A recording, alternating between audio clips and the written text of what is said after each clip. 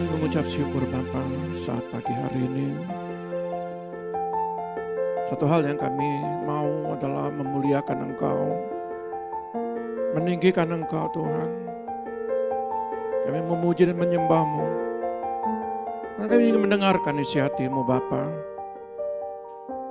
Mari terus ajar kami sebagai seorang murid yang selalu menyenangkan hati gurunya. Engkaulah guru kami, Engkaulah Tuhan kami, Engkaulah Raja kami. Dan kami percaya Tuhan pagi hari ini kami menerima suatu berkat ilahi. Urapi setiap jemaat-Mu, urapi hamba-Mu yang menyampaikan kebenaran firman. Kami siap Tuhan untuk mendengarkan isi hati-Mu. Di dalam nama Tuhan Yesus yang siap mendengar firman, katakan haleluya. Amin. Tuhan Yesus memberkati. Shalom. Selamat pagi. Puji Tuhan, berbahagialah hari ini kita yang menerima suatu kasih anugerah kebenaran firman Tuhan. Karena kita percaya bahwa firman yang kita terima akan membawa kita menjadi pribadi yang sempurna. Saudara, tema kita adalah pemulihan dan penuaian. Suatu kelak nanti penuaian secara besar-besaran oleh Raja Agung kita akan terjadi pada waktu sangkakala nanti dibunyikan. Ya, itu sebabnya saya rindu beberapa kali saya memberitakan firman sebagai guru, saya mengajar satu ayat. Ketika satu ayat saya menjelaskan, lalu ketika saya tampil sebagai gembala, saya ingin memberikan sebuah wawasan bagi saudara, apa yang harus saudara lakukan. Sebab itu, kita melihat sebuah tema tentang persiapkan dirimu. Karena waktu Tuhan sudah diambang pintu. Saudara harus benar-benar menyimak firman ini. Saya percaya bahwa firman ini memang harus dibagikan, harus diberikan pengertian kepada sidang jemaat Tuhan. Karena saya percaya bahwa ketika saudara bisa memahami kebenaran firman, apa yang saudara harus lakukan. Ya, sebab itu mari kita lihat sebuah kebenaran firman. Ya, ketika nanti sangkakala ditiupkan, tapi saya ingin menjelaskan apa di balik gambar ini, apa yang saya mau bagikan tentang mempersiapkan diri. Ya, saudara lihat, yang pertama adalah bagaimana kita berjaga-jaga tentang waktu Tuhan. Ya, bagaimana kita benar-benar harus berjaga-jaga dengan waktu Tuhan. Karena kita tidak tahu apa yang terjadi di dalam penggenapan firman demi firman. Ya, yang akan kita adalah generasi terakhir yang akan melihat penggenapan-penggenapan yang dinubuatkan oleh para nabi. Sebab itu saya ingin memberikan sebuah wawasan bagi saudara adalah ada dua perbedaan tentang pengangkatan, rapture, atau tentang kedatangan Yesus yang kedua kali. Ya, supaya saudara bisa memahami di dalam kitab tentang pengangkatan itu berbicara tentang rahasia yang terjadi dalam sekejap mata. Ada beberapa yang mungkin belum bisa mengetahui bagaimana peristiwa, apa perbedaan antara pengangkatan dan kedatangan Tuhan Yesus yang kedua kali. Bila mana kita sebagai gereja Tuhan yang akan mempersiapkan diri kita. Dari lihat, mari kita baca dulu 1 Tesalonika 4 ayat 13 dan 17. Ini saya pernah bagikan. 1 Tesalonika 4 ayat 13 sampai 17 demikian bunyi firman Tuhan. Kedatangan Tuhan. Selanjutnya kami tidak mau saudara-saudara bahwa kamu tidak mengetahui tentang mereka yang meninggal. Cukup dulu di situ. Saudara, Alkitab berkata kami tidak mau supaya saudara tidak mengetahui. Ya. Jadi saudara sebagai manusia kita pasti sedih Ketika kita ditinggalkan oleh istri kita, suami kita, anak kita, atau orang tua kita, pasti sedih. Ya, itu logikanya. Tapi ayat ini bilang, jangan kamu nggak ngerti. Ketika mereka yang meninggal dalam Tuhan, apa yang terjadi setelah itu? Terus, supaya kamu jangan berduka cita nggak usah bersedih dan duka cita. seperti orang-orang lain yang tidak mempunyai pengharapan. Saudara lihat, perjalanan kami ini sudah tiga bulan. Beberapa hari itu saya waduh, enggak enak sekali enggak ada Vian ini. Ya, benar-benar enggak enak sekali. Makanya bukan saya tidak percaya, tapi minimal untuk mengobati rasa kangen itu saya nongkrong sama ibunya, nongkrong di rumah masa depan, ngumpul, duduk di situ. Sepertinya rasanya dekat saja. Memang rasanya tidak enak sekali. Ya, tapi ayat ini bilang, kamu jangan berduka berkepanjangan. Iya, saya tahu Tuhan. Tapi minimal saya diobati lah sedikit. Gitu, saya tahu itu Tuhan. Ya, tapi jangan kamu berduka cita seperti orang lain yang tidak mempunyai pengharapan. Terus. Karena jika kita percaya bahwa Yesus telah mati dan telah bangkit. Ya, kalau kita percaya Yesus mati telah bangkit, maka kita percaya juga bahwa mereka yang telah meninggal dalam Yesus akan dikumpulkan Allah bersama-sama dengan Dia. Nanti kita ketemu sama suami kita, sama istri kita, sama anak kita, sama orang tua kita. Amin. Jadi hambaku, kamu jangan berduka, nanti kamu ketemu. Ya Tuhan. Ya. Ayat ini kadang-kadang juga menguatkan dan menghiburkan. Makanya saya bilang, Tuhan sibukkan saya dalam pelayanan supaya saya melupakan. Tapi ketika kita nggak ada lagi kegiatan, saya ingat lagi. Ya. Nah, terus ini kami katakan kepadamu dengan firman Tuhan, kita yang hidup, ya, yang masih tinggal sampai kedatangan Tuhan. Saudara, sekarang saudara masih hidup menanti kedatangan Tuhan. Terus sekali-kali tidak mendahului mereka yang telah meninggal. Sekali-kali tidak mendahului. Apa? Peristiwa apa? Terus? Sebab pada waktu tanda diberi, yaitu pada waktu penghulu malaikat berseru. Ya, sangkakala dibunyikan terus. Dan sangkakala Allah berbunyi. Ya. Maka Tuhan sendiri akan turun dari sorga. Ya. Dan mereka yang mati dalam Kristus akan lebih dahulu bangkit. Jadi Vian, atau orang tuamu, atau suamimu, atau istrimu, atau anakmu, paling pertama dibangkitkan dulu, bukan kita. Ya, dibangkitkan dulu paling pertama. Tapi ingat, ayat sebelumnya harus di dalam Tuhan. Ya, terus? Sesudah itu, kita yang hidup, yang masih tinggal, akan diangkat bersama-sama dengan mereka dalam awan menyongsong Tuhan di angkasa. Nah, demikianlah kita akan selama-lamanya bersama-sama dengan Tuhan. Nah, itu dia. Kita yang hidup, kita akan diubah. Ingat, ada ayat berkata, darah dan daging tidak masuk dalam kerjaan sorga. Lalu kita bagaimana cara diubahnya? Dalam sekejap. Makanya, sebelum saya bagikan ini, saudara lihat, ketika sangkakala ini dibunyikan, saudara yang masih hidup, berjumpa dengan Tuhan di angkasa. Ingat ya, di angkasa itu tentang rapture, tentang pengangkatan. Itu di angkasa. Bukan di bumi. Jadi kita semua yang mati dulu dalam Tuhan itu diangkat dulu. Bangkit dulu. Dan ketika dia bangkit, kita yang masih hidup itu diubah. Dan kita ketemu nanti di sana. Ketemu di awan-awan. Nanti kita bisa lihat. Itu Vian, itu Papa, itu Mama. Ya, tapi saya mau ingatkan. Saudara, perhatikan baik-baik. Kategoris mana, siapa yang akan diangkat. Ya, oleh sebab itu saya mau sampaikan lagi di dalam kebenaran firman yang lain, Matius 24, siapa ya yang diangkat, bagaimana cara pengangkatan itu, bagaimana rahasia dalam sekejap mata itu, yang tertinggal ini bagaimana, kalau yang mati sudah dibangkitkan, lalu kita ini bagaimana yang masih hidup. Ayo kita baca 2 Matius 24. Saudara, ayat ini banyak, saya mau tarik benang merahnya. Jadi saya tidak pengupasan. Saya ambil untuk menarik benang merahnya, karena ini kan banyak nih ayat ini kan kadang di Matius, kadang di kadang di Wahyu. Jadi saudara kan untuk menarik itu saya menolong saudara untuk bisa menjelaskan.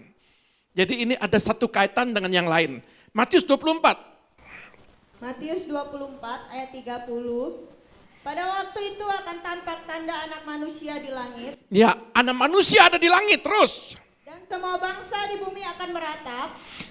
Dan mereka akan melihat anak manusia itu datang di atas awan-awan di langit. Sebentar dulu, kata meratapnya ada dua. Meratap itu ada orang yang mengalami kejadian tetapi dia hidup di dalam dosa, kelemahan, kekecewaan. Mereka meratap itu artinya mereka kaget. Astaga, kenapa? Apa yang terjadi? Waktu Tuhan sangkakala berbunyi.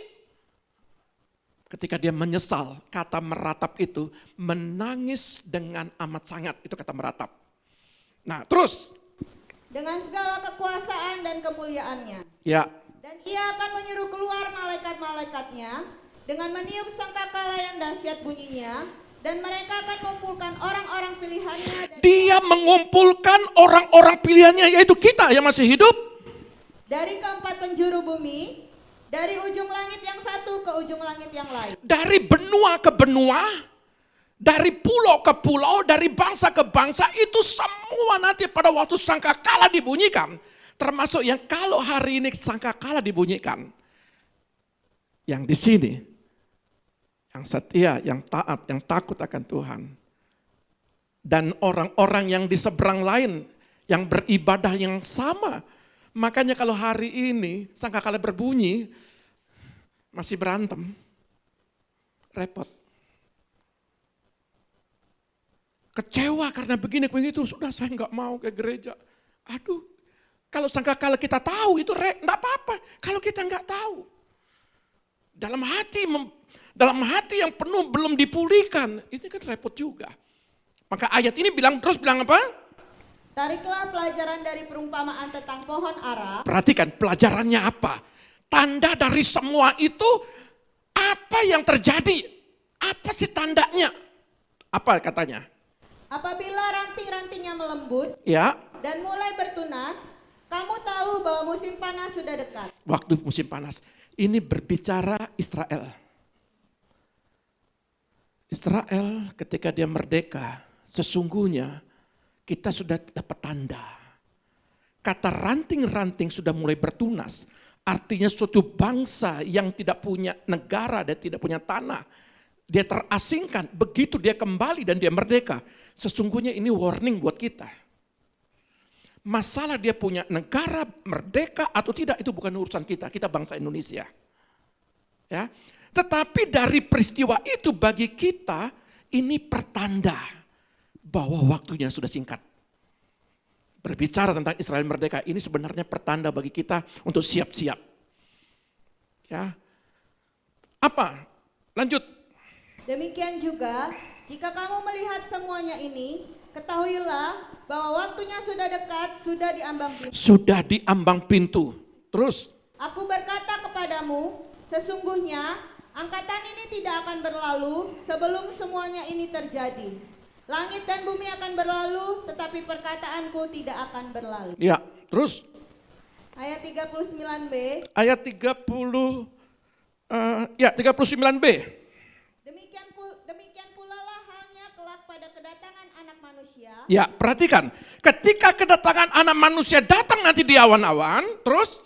Pada waktu itu, kalau ada dua orang di ladang, yang seorang akan dibawa dan yang lain akan Jadi gini. ditinggalkan.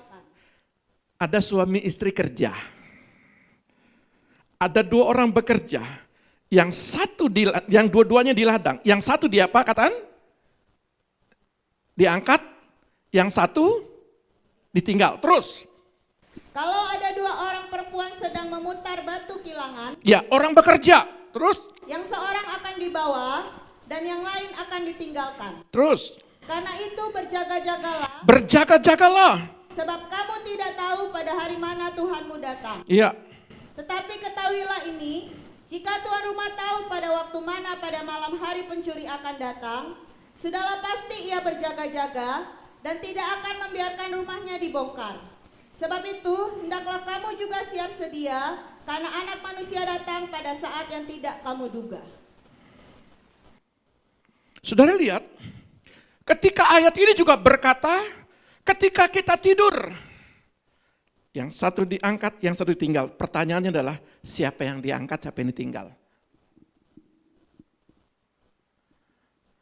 Ketika dua orang bekerja, anak buahnya yang diangkat, bosnya enggak. Atau bosnya diangkat, anaknya enggak. Siapa yang tahu? Siapa yang tahu di gereja ini? Ketika sangkakala berbunyi, yang di sebelah hilang, pendetanya enggak terangkat. Bisa. Ternyata pendetanya yang terangkat, jemaatnya enggak. Bisa. Berjaga-jaga. Ketika saudara bekerja, ketika saudara sekolah, ketika saudara beraktivitas, ketika saudara duduk dalam sebuah ruang makan, ketika saudara duduk di rumah tangga, di situ suami, istri, anak-anak, saudara bisa tahu di situ, bagian kita adalah berjaga-jaga. Tuhan hanya kasih tahu, perhatikan. Anak malaikat tidak tahu, hanya Bapa tahu. Bagian kita adalah berjaga-jaga, kapan waktunya. Dan kita tidak bisa memahami waktu Tuhan.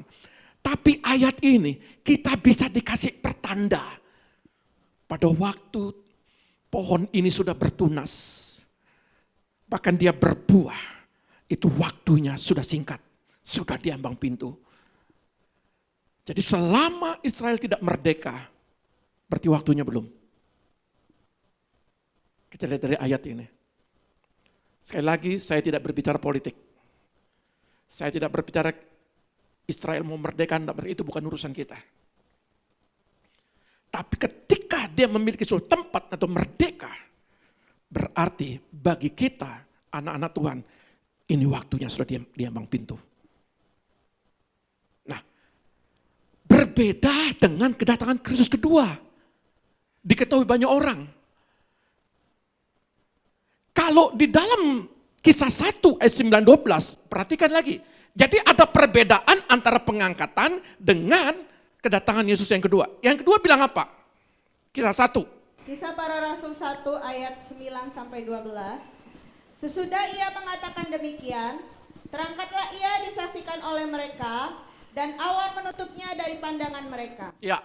Ketika mereka sedang menatap ke langit waktu ia naik itu, tiba-tiba berdirilah dua orang yang berpakaian putih. Dua malaikat Tuhan menyampaikan terus. Dan berkata kepada mereka, hai orang-orang Galilea. Hai orang Galilea, ketika Yesus itu mau terangkat. Mengapakah kamu berdiri melihat ke langit? Kenapa kamu lihat ke langit Yesus terangkat itu? Yesus ini yang terangkat ke sorga, meninggalkan kamu, akan datang kembali dengan cara yang sama seperti kamu melihat dia naik ke sorga. Bagaimana cara kita melihat Yesus naik ke sorga? Pada waktu itu di sana di Galilea, dan kita tidak bisa lihat. Tapi poin terakhir ini dia bilang, ketika nanti dia datang, ketika dia naik ke sorga itu di Bukit Zaitun, dari tanah, dari pijakan kakinya selama 40 hari. Setelah selesai 40 hari, Roh Kudus dicurahkan. Dikasih janji tunggu 10 hari lagi bahwa Roh Kudus akan dicurahkan. Dan disampaikan itu pesan terakhirnya. Begitu dia terangkat ke sorga, dia sampaikan, kenapa kamu lihat? Besok, kalau dia datang, kamu akan melihat. Lalu saya berpikir, saya waktu sama ibunya masih pacaran. Ya. Saya itu SMA. Kelas 1, pelajaran-pelajaran gini udah pelajaran SMA saya. Bagaimana caranya kita bisa melihat yang ada di Indonesia ini? Saudara bisa melihat? Terjadi perang yang ada di Ukraina? Enggak bisa. Enggak tahu kejadian-kejadian. Bagaimana ayat ini berkata, seperti dia terangkat, demikian juga dia nanti datang dan semua akan bisa melihat. Sekarang terjadi. Dengan via Zoom. Dengan YouTube, dengan media, kita bisa lihat kejadian secara live di beberapa negara. Dan kita bisa tahu bagaimana peristiwa kedatangan Yesus yang kedua. penggenapan firman ini di luar nalar berpikir kita. Kalau zaman dulu masih kita TV hitam putih. HP-nya tuh masih HP pisang. Sekarang sudah mulai canggih, di jam udah ada HP. Jadi kita tidak bisa mengerti bagaimana jalan ceritanya ini. Tapi sekarang kita dibuat mengerti ayat demi ayat ini. Jadi ada sebuah perbedaan. Kalau yang diangkat, pengangkatan, saudara akan tahu. Kalau kedatangan, saudara akan bisa melihat. Tetapi kalau pengangkatan, yang saudara tahu itu yang di sebelah hilang. Tidak tahu, nanti kita berjumpa di atas. Bagi kita orang-orang yang di dalam Tuhan, kita berjumpa, kita ketemu, kita tidak perhatikan yang ditinggal. Tetapi yang ditinggal, dia kaget. Loh, mana istriku, mana anakku. Itu kan berapa di film-film itu sebuah kejadian ilustrasi yang ada di dalam Alkitab. Itu difilmkan. Seperti itu. Ketika pilotnya, anak Tuhan, dia bawa pesawat. Ternyata yang satunya anak Tuhan, tapi dia hidup dalam dosa, tertinggal. Kalau dua-duanya ini anak Tuhan, setia sama Tuhan, pilotnya bisa nggak ada. Ya, bagaimana jalan ceritanya?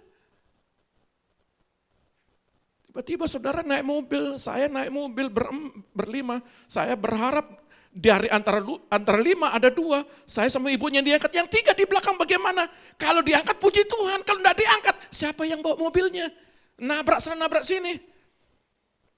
Saya kasih gambaran supaya saudara bisa memahami, loh kok bisa seperti itu? Ini saya menjelaskan Alkitab seperti ini. Mungkin saudara belum pernah mendengar, atau sudah mendengar, saya review ulang kembali. Jadi ketika 2 orang bekerja, 1 diangkat, 1 ditinggalkan. Ketika mereka ada dalam satu tempat tidur, 1 diangkat, 1 tinggalkan. Bisa terjadi kepada siapapun. Lalu pengangkatan apa tujuannya? Membawa kita tidak mengalami masa siksaan besar.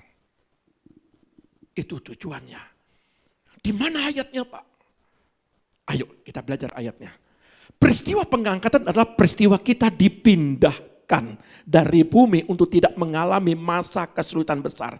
Nanti saudara kalau memang tidak bisa catat, saudara bisa dengar di YouTube-nya saja. Aniaya. 1 Tesalonika 5 ayat 9 dan 10. 1 Tesalonika 5 ayat 9 dan 10. Karena Allah tidak menetapkan kita untuk ditimpa murka. Ditimpa murka. Tetapi untuk beroleh keselamatan oleh Yesus Kristus Tuhan kita. Saudara yang setia, yang taat, yang takut akan Tuhan.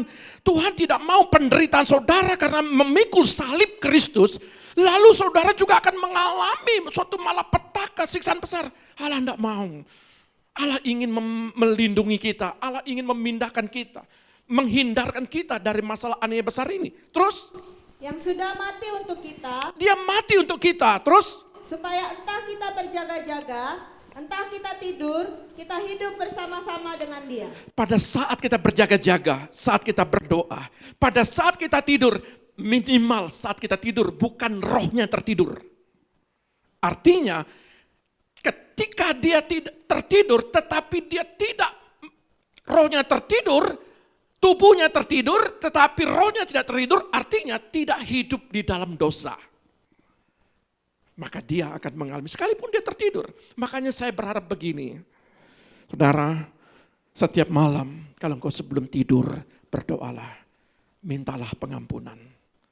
Tuhan, namanya manusia kita pasti punya kesalahan. Minta ampun Tuhan. Terus Tuhan pulihkan Tuhan. Setiap hari engkau berjaga-jaga, bangun pagi. Engkau juga berdoa, Tuhan biarlah setiap aku sekolah, aku bekerja, tuntun aku Tuhan, pulihkan Tuhan, ampuni aku Tuhan, bimbing aku Tuhan. Begitu juga pulang, demikian juga. Berjaga-jaga itu harus seperti orang itu. Enggak boleh 1 minggu 1 kali. Doanya hanya di gereja. Berjaga-jaga itu setiap hari. Terus, Wahyu 3 ayat 10. Ini artinya. Wahyu 3 ayat 10. Pendukung ayatnya. Karena engkau menuruti firman-Ku. Kalau kita terus mengikuti firman Tuhan, firman dalam diri kita dalam diri Kristus, terus.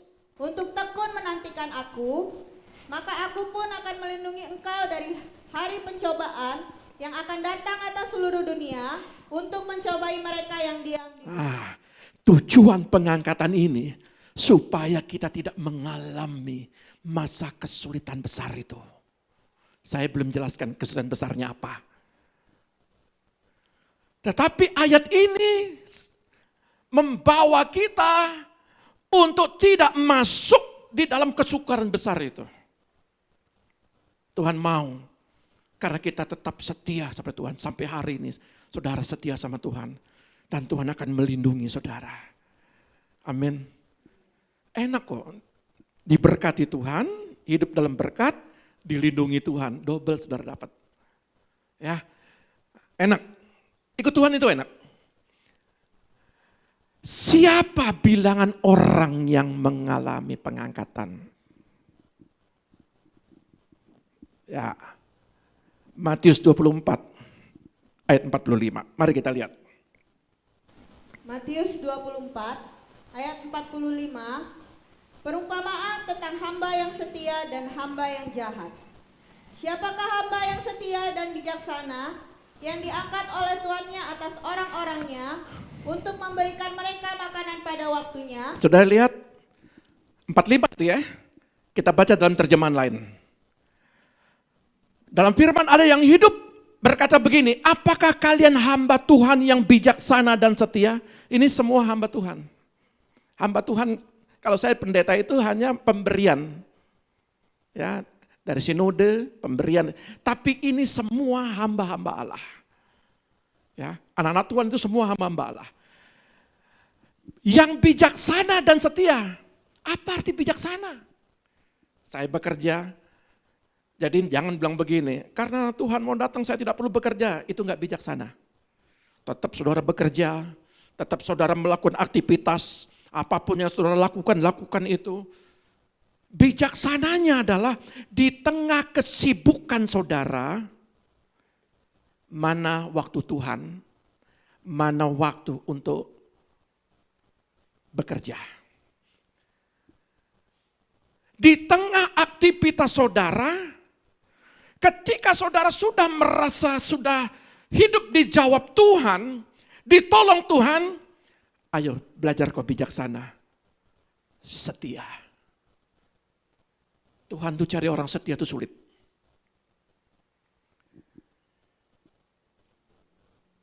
Terkadang kita mencari istri yang setia, suami yang setia, ya itu kata dunia. Tapi anak-anak Tuhan saya percaya, saudara adalah orang setia. Itu kalau kategori dalam rumah tangga. Tapi kalau melayani, apakah kau setia? Ketika kau menjadi anak Tuhan, apakah kau setia? Alkitab berkata, ketika saudara diberi tugas untuk mengurus rumah tanggaku, enak bahasanya. Banyak kita suruh sibuk dengan rumah tangga kita. Itu ku besar loh. Kalau kalian sibuk mengurus rumah tangga ku kecil, ya jangan minta hal-hal yang besar untuk masa pengangkatan. Karena saudara sibuk. Hari Minggu juga diambil. Kerjaan kerja. Umat Tuhan ada hari Sabat. Dia wajib hari Sabat itu. Cari Tuhan. Ada orang hari Sabat, dia sibukkan diri dengan aktivitas. Berarti kamu urus rumah tanggamu. Kamu tidak mengurus rumah tanggaku. Ada banyak orang terhilang, kamu tidak peduli. Kamu cuek. Saya mau katakan di sini. Rumah tanggaku, dia fokus bagaimana berbicara tentang kerajaannya dia. Tapi kalau berbicara rumah tanggaku, dia memperkaya diri. Hidupnya untuk uang. Aku.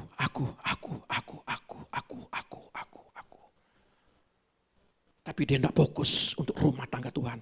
Bahkan dikatakan ini, rumah tanggaku dari hari ke hari. Artinya, kalau bicara gini, itu kata harus. Tidak ada tawar-menawar. Saudara mau diangkat Tuhan.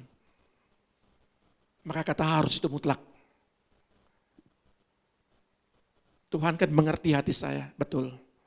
Sampai kapan Tuhan mau mengerti isi hatimu? Tuhan kan mengerti kebutuhan saya, betul.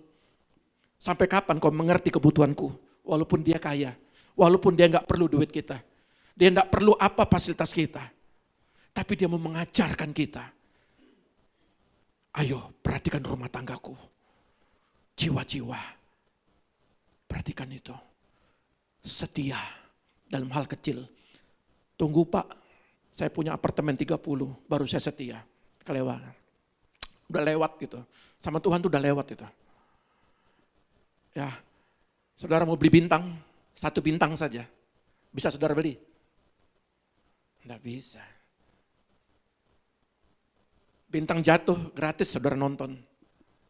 Napas saudara gratis saudara diberi. Kalau sakit paru-paru, rumah sakit ICU, berapa berobat? Saya ingat sama Pak Royko. Injeksi Pak, waduh sudah sampai di jantung ini. Saya bersyukur diantar sama beliau, dia nyaksikan, bagaimana Pak? Mau ke sana gratis apa ke sini? Oh sudah sakit, masa tunggu gratis? Mesti pindah lagi. Udah bayar. Injeksi saja 1 juta. Bayar itu. Tapi Tuhan kasih gratis semua. Ayo, setialah. Ketika saudara bernapas, memuji Tuhan. Ketika saudara bernapas, baca Alkitab. Jadi napas hidup saudara untuk rumah tangga dia. Untuk kerajaan dia. Bukan tidak boleh saudara bangun kerajaan rumah saudara, bukan tidak boleh. Bangun bisnis saudara boleh. Tapi saudara harus bijaksana. Jangan semua itu saudara ambil. Sampai 1 bulan penuh, tidak ketemu Tuhan. Ada yang 1 tahun 1 kali. Setahun 1 kali. Di mana? Natalan. Ketemu kita dengan Paskah 2 kali. Tapi di sini tidak ada, puji Tuhan. Anaknya manis-manis. Tiap hari ketemu Tuhan, haleluya. Katakan kiri kananmu, kita cinta Tuhan ya. Haleluya. Ya, saudara. Ayat 46.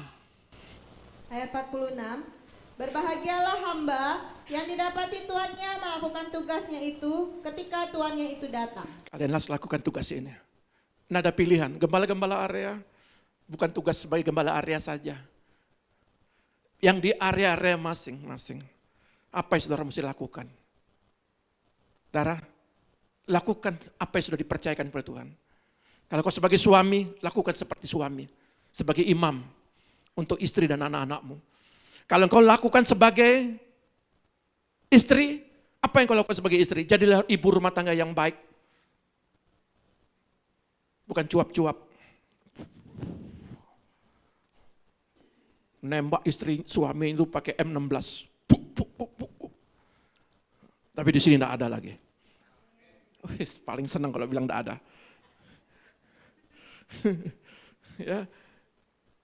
Kalian laksanakan tugas dengan setia. Kalau sudah dipercaya menjadi anak dari bapakmu, dari ibumu, yang sekarang ini berbahagialah. Jangan minta bapak sama ibu. Ya, saya kemarin nonton orang-orang konglomerat, tidak ada yang 1 triliun. Yang 100 triliun tidak ada, semua 200, 300 triliun. Ada yang 700 triliun, dikumpulkan itu. Kemarin saya nonton itu, langsung saya lihat komen di bawah. Ya itu mereka, tapi saya enggak pernah dikumpulin karena uang saya sedikit. Gitu. Ya, itu terserah ya, artinya bagi kita mau banyak duit, enggak banyak duit, ada duit atau tidak ada. Yang penting kita adalah setia sama Tuhan. Aduh, itu paling bagus. Ya, ayat 47. Ayat 47, aku berkata kepadamu, sesungguhnya tuannya itu akan mengangkat dia menjadi pengawas segala miliknya. Kalau saudara betul-betul setia, jerih payah saudara. Ya, jerih payah saudara.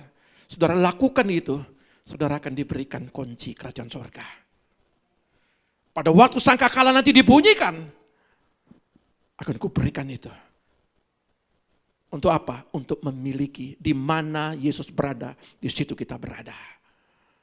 Maka itu, kalau saudara masuk dalam kategori ini, lakukan itu. Apa yang harus saudara lakukan? Saya ambil contoh. Ini kemarin saya bahas di Komsel. Saya kasih gambaran, saya pakai aqua. Tapi sekarang saya pakai gambar. Ini analogi itu contoh.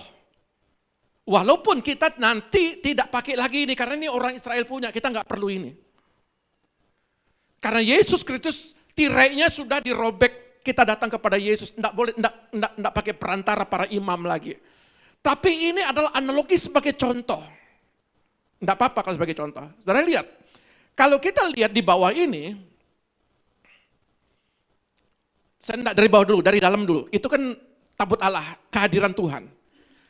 Yang di sebelah kiri itu ada pelita sebelah kiri, yang ini ada ukupan.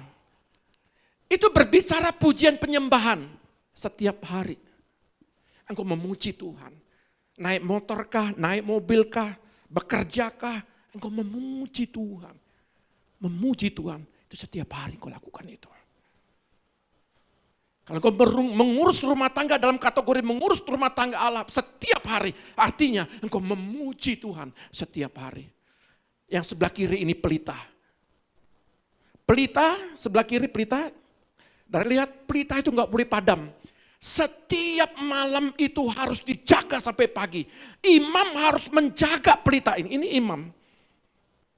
Pakai ini imam, harus jaga itu setiap hari. Enggak boleh padam. Firman enggak boleh enggak kau baca setiap hari. Mau diangkat Tuhan? Jadi enggak ada pilihan kita ini. Enggak ada pilihan. Ini sebuah ketetapan yang harus kita lakukan. Enggak boleh padam. Apalagi kecewa. Sama orang, sakit hati sama gereja. Ngapain? Kalau saudara ditempa oleh masalah, dirugikan sama orang, belajar di situ, pelitamu jangan padam. Saudara kan berhadapan dengan orang-orang yang menjengkelkan. Karena Tuhan mau melihat apakah pelita firman itu hidup apa enggak dalam hidup kita. Orang yang mau diangkat, kategori orang yang mau masuk dalam pengangkatan adalah orang-orang yang tidak pernah punya akar kepahitan. Sakit hati. Bertengkar, berantem terus. Masalah sepele kadang-kadang berantem.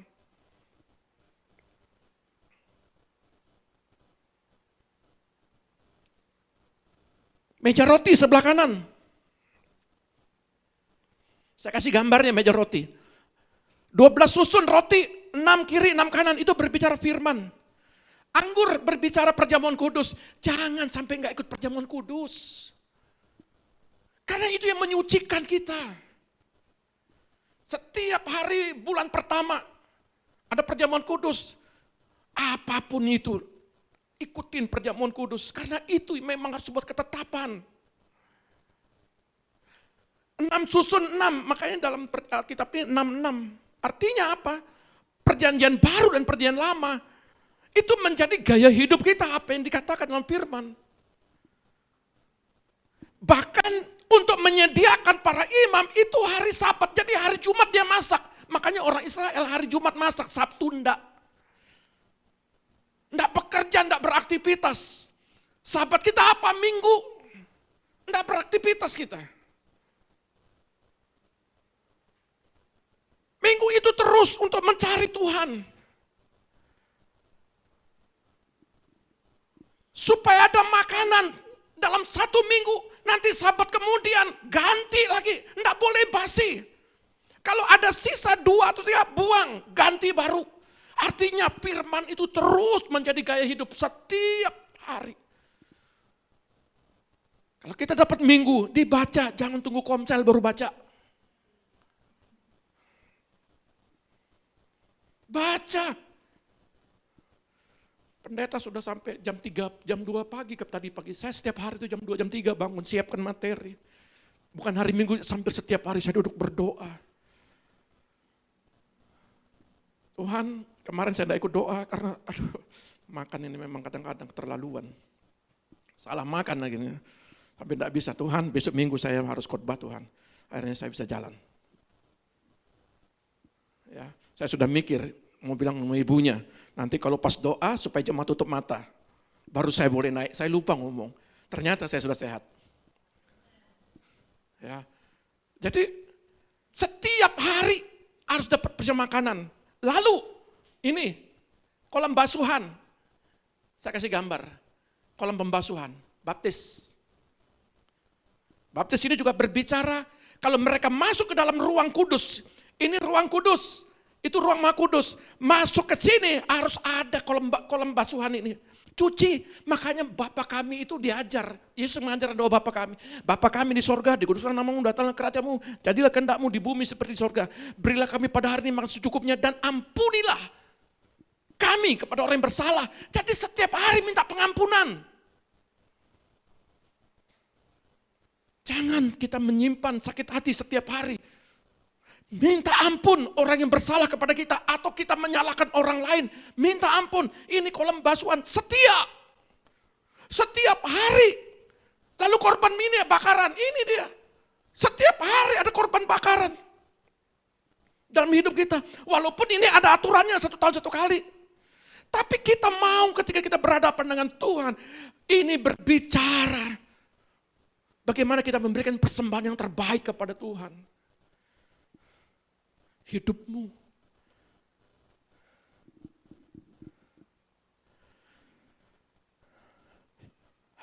Apa yang menjadi milikku itu punya Tuhan. Satu kali saya cerita di Komsel. Saya cerita di Komsel ada Pak Wayan. Korban bakaran ini. Suatu kali kita tolong orang. Tolong orang, mohon maaf kata, bukan saya mengungkit, tapi ini belajar. Ini belajar. Memperhatikan kerajaan Allah itu belajar. Melepaskan hak. Pada waktu kita tolong orang hari Minggu. Untuk bisa berobat. 300. Lepas. Walaupun kecil, tapi belajar dari hal kecil. Lalu diberkati 1 juta hari Minggu. Pada waktu saya pergi pelayanan, ini ada, saya pergi pelayanan. Tiba-tiba kami ditelepon untuk pelayanan di penjara. Sama ibunya langsung pergi masak. Karena kita bisa melepaskan, bukan hanya sekedar khotbah. Kita harus membagikan kasih, memberi makan.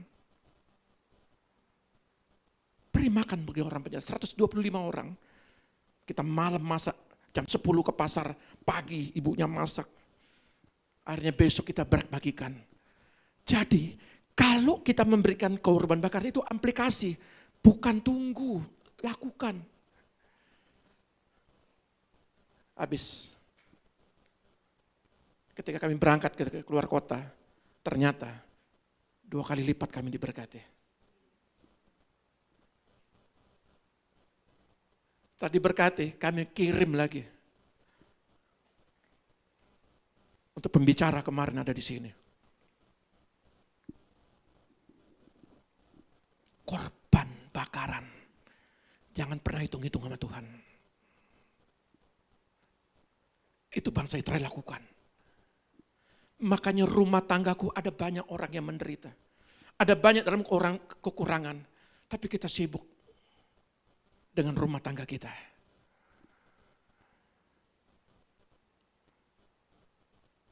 Belajar kita peduli. Yesus, pada waktu 5.000 orang dalam kelaparan, laki-laki, belum perempuan, belum anak-anak. Murid-muridnya bilang, suruh dia pulang. Bikin susah kita. Yesus bilang kasih makan, belikan makanan. Malam-malam gini di mana cari makanan? Uang kita cuma 200 dinar, 200 perak. Bagaimana kita memberi makan? Suruh saja pulang. Tapi kitab Injil Sinoptik tidak menjelaskan, Yohanes yang menjelaskan. Ada seorang anak kecil yang memberi 2 ekor ikan 5 ketur roti. Anak kecil itu polos, dia tidak pernah berpikir, nanti saya makan apa? Dia tidak berpikir. Tapi dari tangan anak kecil itu, Yesus ambil 2 ekor ikan 5 keturti, beri makan 5.000 orang, belum perempuan, belum anak, sisa 12 bakul. Kalau namanya memberikan korban bakaran, dia tidak pernah kekurangan. Pegang ayat ini. Saya selalu pegang janda Sarpat. Di dalam masa kesulitan nanti, ada orang-orang yang ditetapkan tertinggal. Bersyukur kalau kita betul-betul diangkat. Tapi coba perhatikan di dalam kebenaran yang lain. Ayat 48. Ayat 48. Akan tetapi apabila hamba itu jahat dan berkata di dalam hatinya, Tuanku tidak datang-datang. Terus 49. Lalu ia mulai memukul hamba-hamba lain dan makan minum bersama-sama pemabuk-pemabuk. Sudah lihat. Tapi jika kalau kita berpikiran jahat itu maksudnya begini. Kita berpikiran tidak sesuai dengan pikiran Tuhan. Yang dikatakan ayat sebelumnya, perhatikan rumah tanggaku. Lalu kita berkata, waktu belum. Saya masih belum diberkati. Belajar janda Sarpat itu, mati besok. Hanya segenggam tepung. Tapi dia peduli. Tapi apa yang terjadi dalam ayat ini? Ketika dia menindas sama hamba, artinya apa? Enggak peduli. Berpoya-poya serta mabuk-mabukan. Maksudnya mabuk di dalam hal apapun. Kepuasan diri. Cinta akan uang.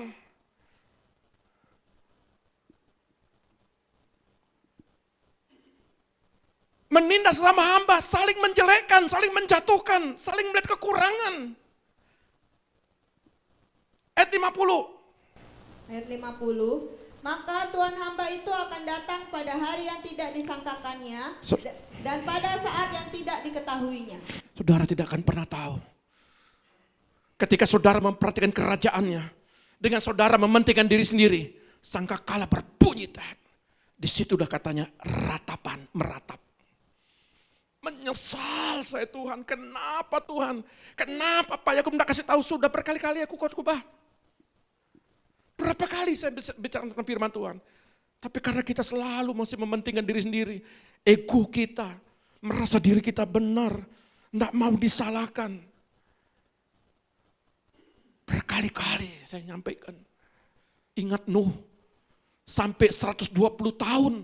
Dia khotbah 1 minggu sebelum bahtera ditutup. Tetap dia berkhotbah. Tidak ada yang masuk kecuali binatang. Tidak ada yang masuk. Maka hari-hari ini menjelang pintu itu, sangkakala ditiupkan, berkali-kali saya khotbah. Saya kasih tahu jemaat, berjaga-jagalah, setialah. Matius 7 ayat 13, 14 bilang begini, saya terjemahan lain saja langsung. Hanya melalui jalan yang sempit kita dapat masuk surga. Jalan menuju neraka memang lebar. Dan pintunya cukup besar untuk semua orang yang memilih jalan mudah. Tetapi pintu yang menuju kehidupan itu kecil. Sedangkan jalannya juga sempit dan hanya sedikit yang dapat menemukannya. Memang ikut Tuhan itu tidak enak, banyak tidak bolehnya.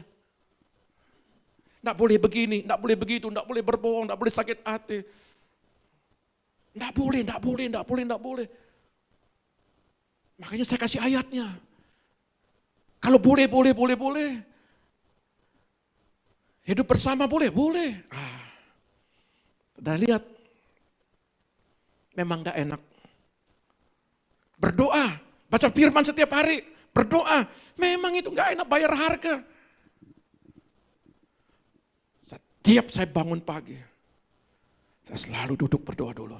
Kadang tidur, pasti tidur lagi. Besok pagi jam 6 saya bangun, jam 5 saya bangun, saya doa lagi. Jadi ketika saya bangun untuk ke belakang, saya pastikan saya pasti berdoa. Saya selalu berdoa, Tuhan, jemaat yang begini Tuhan. Saya selalu berdoa bagi mereka. Ya, untuk ke sorga itu memang tidak enak.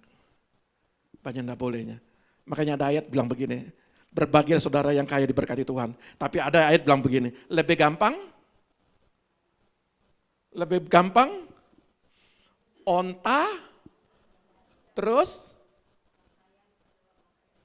Kan enggak enak jadi orang kaya kalau begitu jadinya. Tapi kalau orang kaya yang diberkati Tuhan, yang takut Tuhan, berbahagialah dia. Boleh kaya? Boleh. Yang enggak boleh adalah kalau kaya lupa Tuhan. Itu yang menjadi enggak enak ini ayat ini. Saya pernah ketemu, berarti enggak enak masuk surga. Berarti kita sulit dong masuk surga. Enggak, mudah. Mudahnya apa? Ikut Tuhan. Oleh sebab itu, konsekuensi orang yang tertinggal. Nah, ini saya jelaskan. Apa konsekuensinya? Nah, masa aniaya besar jangan ada pada masa ini. Ayo, mari kita buka Matius 24 ayat 15 dan 22.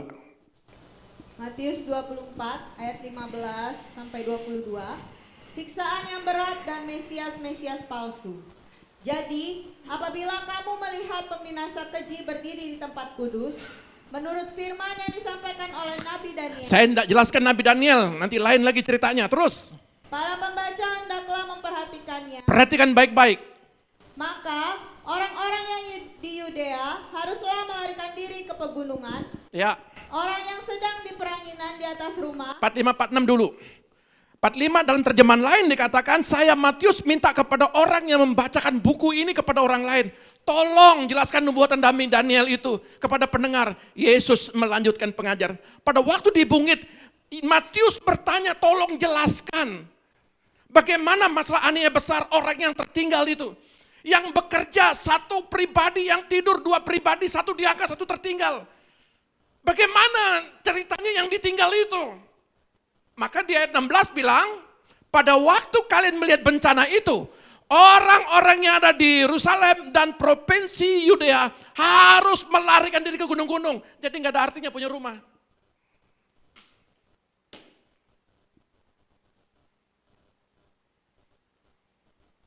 Lari ke gunung-gunung, selamatkan diri. Kalau yang tertinggal. 17. Ayat 17. Orang yang sedang di peranginan di atas rumah, janganlah ia turun untuk mengambil barang-barang dari rumahnya. Nggak enak. Punya berlian, punya emas, tinggal. Tinggal itu. Depositonya ada di brankas, tinggal. Yang ketangkep KPK kan di duit ini kan banyak tuh di brankas-brankas itu. Tinggal itu. Ketika masa aniaya itu terjadi, makanya saya mau bilang, harus diangkat. Kalau tertinggal konsekuensinya ini. Jangan masuk untuk mengambil sesuatu, langsung lari saja. 18. Ayat 18. Dan orang yang sedang di ladang, janganlah ia kembali untuk mengambil pakaiannya. Nggak enak. Jasmu yang ada di kantor, buku-bukumu, manajemen-manajemenmu, komputer-komputermu, tinggal katanya. Jangan kembali ke situ. Halo, tapi bukan berarti saudara tidak berbisnis. Jangan punya pikir bijaksana. Ada orang yang ingin punya ruko, ayo. Saya katakan, ada orang yang ingin punya rumah, punya mobil, ayo, monggo silakan. Ketika saudara diberkati, saudara setia sama Tuhan, saudara diangkat. Yang itu ditinggal. Tapi jangan fokusmu dengan harta duniawi. Makanya betul kata firman Tuhan, cari dahulu kerajaan Allah dan kebenarannya. Begitu juga kalau ada orang yang sedang bekerja di ladang. Ini para pebisnis perhatikan baik-baik. Bukan saya menyerang saudara. Nah, kalau kita dosa kerja, tidur di gereja aja. Bukan begitu. Tetap aktivitas. Jangan kembali ke rumah untuk mengambil jubahmu. Artinya mengambil apa yang menjadi kebanggaanmu. 19. Ayat 19. Celakalah ibu-ibu yang sedang hamil atau yang menyusukan bayi pada masa itu. Pada waktu bencana itu kasihan sekali ibu-ibu yang hamil dan yang menyusui. Mereka akan sangat menderita karena sulit melahirkan diri.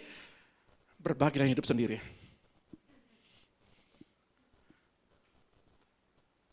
Kalau pada waktu itu, kalau sekarang masih punya hamil masih kesempatan. Tapi kalau besok pas pengangkatan, karena kesulitan, menderita yang sulit sekali. Mereka nggak bisa melarikan diri. 20. Ayat 20, berdoalah Nah, apa makanya doa? Terus, supaya pada waktu kamu melarikan diri itu, jangan jatuh pada musim dingin dan jangan pada hari Sabat. aduh, sekarang mumpung masih ada Pak Pendeta bisa khotbah hadir. Besok hari Minggu ketika sangkakala berbunyi, pendeta bisa ndak ada. Saudara cari. Kan film-filmnya begitu. Mau cari gereja, tolong Pak Pendeta doakan. Pendeta sudah nggak ada. Mumpung masih ada, ayo. Besok ndak ketemu. Amin. Kita ketemunya di udara semua. Tapi kalau ndak ketemu, cari saya ndak ketemu nanti. Mudah-mudahan, bukan mudah-mudahan, saya harus diangkat, jangan mudah-mudahan. Ya, makanya kalau ketemu bisa senyum. Kalau ketemu Pak Pendeta bagaimana? Karena besok ndak bisa nanya saya lagi. Kalau kita sama-sama ketemu, kita saling tanya menanya. Ya. Dari lihat 21. Ayat 21, sebab pada masa itu akan terjadi siksaan yang dahsyat seperti yang belum pernah terjadi di sejak awal dunia sampai sekarang dan yang tidak akan pernah terjadi lagi. Karena pada hari itu akan terjadi kesusahan yang paling mengerikan. Kesusahan seperti itu belum pernah terjadi. Perang dunia satu, kedua. Penderitaan-penderitaan belum pernah terjadi. Tapi masa itu, ketika sudah tertinggal, maka dia diberikan kuasa iblis setan itu. Untuk apa? Menyiksa. Dan belum pernah terjadi. Ayat 22. Tetapi oleh karena Allah mengasihi umat pilihannya yang masih hidup di dunia waktu itu. Artinya yang saudara tertinggal. Makanya jangan tertinggal. Tetapi kalau saudara sudah tertinggal, makanya waktunya dipersingkat. Bahwa bencana yang paling mengerikan itu tidak boleh lama-lama. Karena kalau lama tidak ada orang yang sanggup bertahan. Tidak ada sanggup. Masa penghinaan itu nggak ada sanggup, Alkitab sudah mencatat.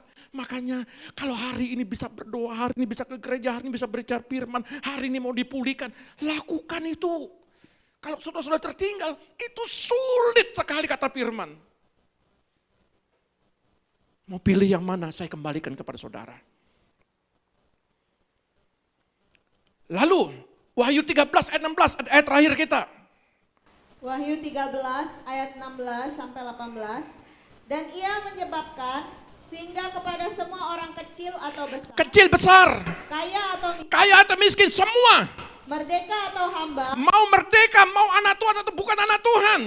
diberi tanda pada tangan kanannya atau pada dahinya, dan tidak seorang pun yang dapat membeli atau menjual selain daripada mereka yang memakai tanda itu, yaitu nama binatang itu atau bilangan namanya. Yang penting di sini ialah hikmat.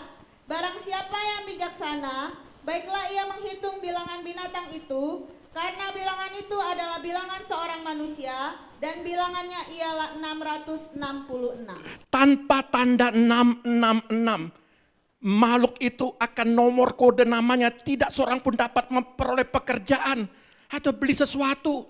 Kita beli pertalite saja sekarang sudah sulit. Harus pakai kartu. Masuk bandara harus pakai kartu. Semua pakai kartu, pakai debit, pakai kode chip. Dan semua harus dikatakan di situ. Makanya dalam ayat ini dia bilang, Wahyu 20 ayat 6 bilang begini. Berbahagialah orang yang turut dibangkitkan kembali pada tahap pertama itu. Maksudnya pengangkatan. Jadi Vian itu berbahagia. Dia paling pertama diangkat. Walaupun kita dalam kesedihan, dia adalah pribadi yang dibangkitkan paling pertama. Mereka layak menjadi milik Allah. Kematian tahap kedua tidak berkuasa lagi atas mereka. Mereka akan menjadi imam-imam Allah dan imam-imam Kristus, dan mereka akan memerintah bersama dia 1000 tahun lamanya.